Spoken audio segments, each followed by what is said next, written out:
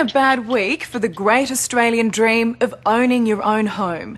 On Tuesday, we held our collective breath as the Reserve Bank considered a rise in interest rates. We dodged that bullet, but just days later, were hit with a financial bomb. The worst crash on the Australian stock market for 2 years. $60 billion lost, sparking fears of a new global financial crisis. For record numbers of Australians struggling to keep up with their mortgage repayments, it's all bad news. A generation ago, buying a house was a rite of passage. Bricks and mortar were as good as money in the bank. Not anymore. Nowadays, renting might just put you ahead of the game. Go, go, go. Go, Mum, get it! To the world, Tracy and David Dodd are the very model of Australia's relaxed and comfortable middle class. They're living the dream. Mum's gone down! 3 kids, mortgage and a suburban family home on an acre block. But Tracy and David have been keeping a secret from their family and friends. They're drowning in debt. No one to look at you would think that you're struggling. No. No.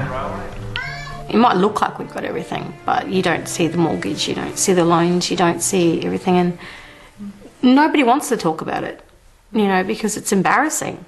Has it taken a toll on you both? Sorry. Oh, it has. It's taken its toll, but you just got to do it. Like most young couples, the Dodds invested their heart and soul and every spare cent they had into the ideal of home ownership, the biggest mortgage their double income would allow.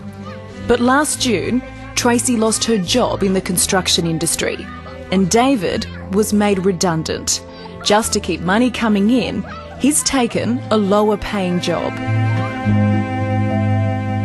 Ever since, the Dodds, like tens of thousands of middle-class families, have been going secretly broke in the suburbs.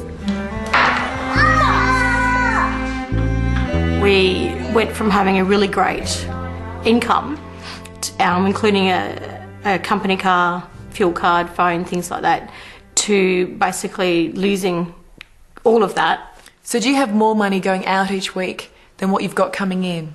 Absolutely. Absolutely. How much difference are we talking about? Probably, again, very embarrassing, around $400, $400.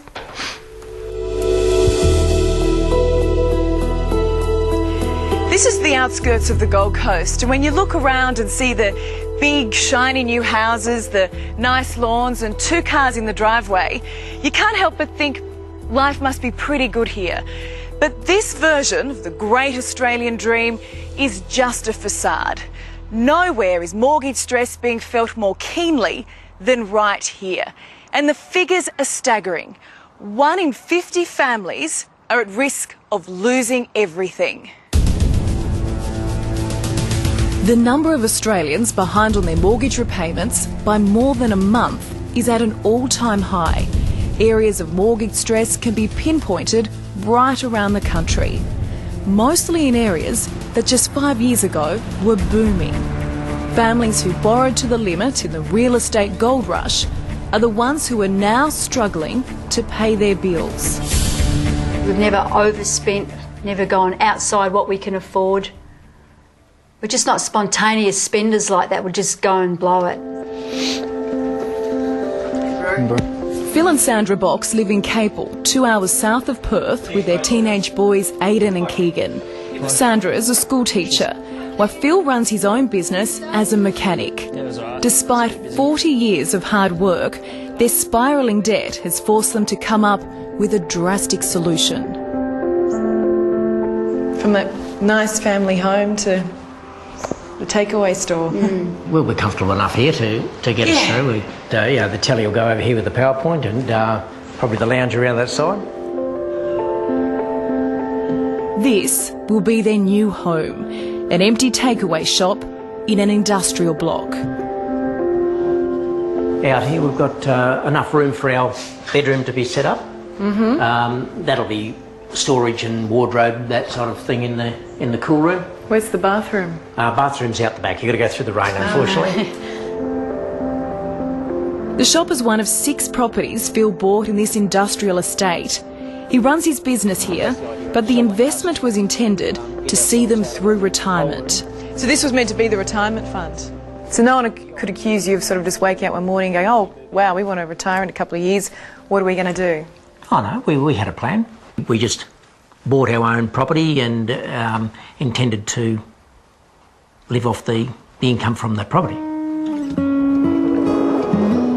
Ironically for Phil, things started to go badly when his mechanics left to join WA's mining boom. The global financial crisis, interest rate hikes, and the spiralling cost of living have combined to create a crippling mortgage squeeze. It's just the disappointment, I suppose, of coming down from being in a very comfortable position to a point we're not accustomed to, that's all. Food's gone up, rent's gone up, mortgages have gone up, petrol's gone up. Nothing has come down but house prices. Really working against us, isn't it? What did those people do wrong? I don't think it's necessarily a case of doing anything wrong. Sometimes it's bad luck and everything going wrong at the same time. Once one thing falls down, quite often the whole pack of cards kind of comes down with it. Should we go and feed the fish? Yeah. Property analyst Chris Gray believes what is wrong is Australia's obsession with home ownership. Instead of chasing the dream and pouring everything into one asset, he believes there is another way. Should we see if there's any fish on the steps? Chris never considered buying his multi-million-dollar home on Sydney Harbour. It's a rental. So if you were to buy the family home, you wouldn't be able to get this? Oh, there's no way we could afford it. So no matter what your budget is, you can never afford the house that you really want. So, yeah, I'd much rather have the view and rent it instead. So you're living the dream. Absolutely. He says owning your own home is overrated, and it's time Australia followed the lead of Europe and Asia, where renting is a way of life. A lot of expats go to Hong Kong and Singapore and they get in the lifestyle of renting, and it's actually nice and flexible. And they come back to Australia and they think, well, why would we buy the family home? Come on! You don't meet many Australians like the Semmons family. Should we give Opal the carrot? Opal! They have no interest getting into the property market. And why would they? I mean, what's this property worth where you're living? Oh, I think it's worth $3 million, I've been told.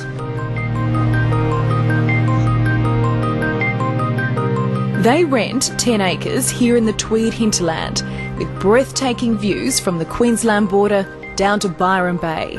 There's plenty of room for David and Kristen and their 5 gorgeous kids. Like, we don't have to worry about, you know, have we got enough petrol in the car for the week and all those kinds of things.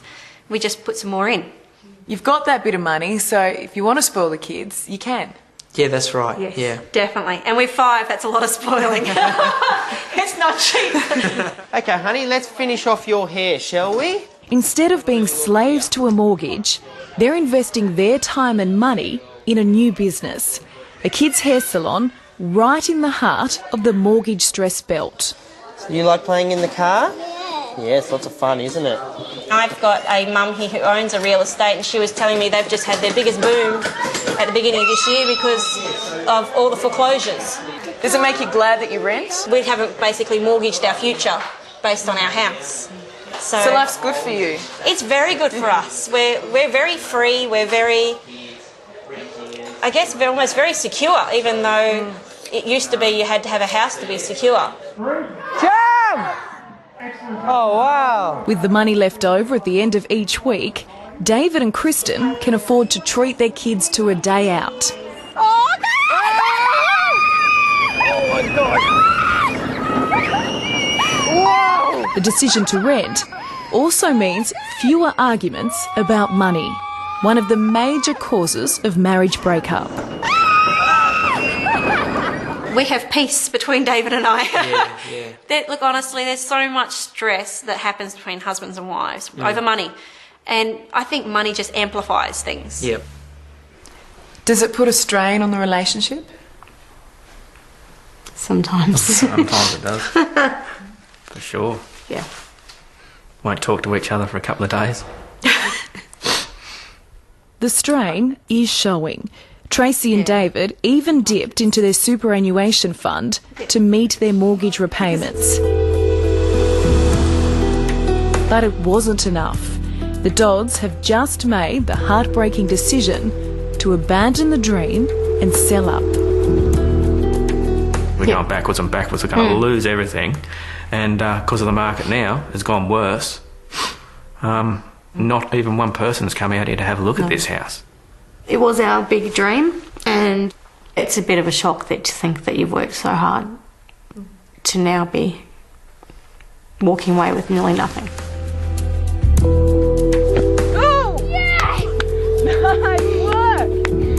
They've tried their best to shield the kids from the stress of their financial worries.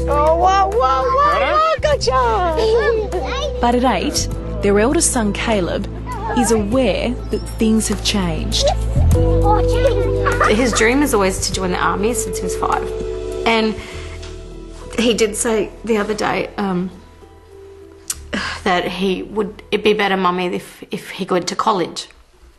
And I said, well, why is that, darling? He said, well, that way I could get a better paying job and I could help you and Daddy out. And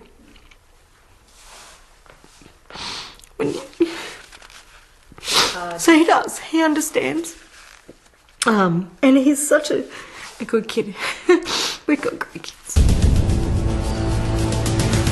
It's this sort of pressure that's forcing more and more Australians to rethink how they can secure their family's financial future.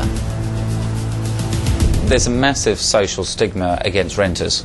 It's always thought that poor people rent. If you look at purely the numbers, it actually makes more financial sense to rent your own home than it does to buy it. The golden rule was that rent money is dead money, whereas the rule now is rent money is only dead money if you don't reinvest the equivalent somewhere else. Is that Tigger? Yeah, what are you doing? Yeah. Tigger. You know, we're better off renting, keeping our overheads low and having the cash there to do what we want to do. It's a simple equation. So you've got no regrets about the decisions you've made? We've got all the things that happen to every family, you know, and don't tell me that running a business and 5 kids isn't stressful, but we haven't added to it. Yeah. You know, we've taken off what was one of the biggest pressures and it's made it easy. We can enjoy it. I can fly next one. So you don't have to take them to fancy places, do you? No, just the car. No way! Thanks so much. We've refocused our lives and realised that our children and our happiness is much more important. So no more stressing, just, yeah. And it doesn't matter what we live in as long as we're all together. I'm walking. I'm up tall. Coming up. What is it like going from pushing a wheelchair to this? This is freedom. 1, 2, 3. And I can orgasm for the first time in 18 years. I mean, what's not to love about that? That's next on 60 Minutes. You'll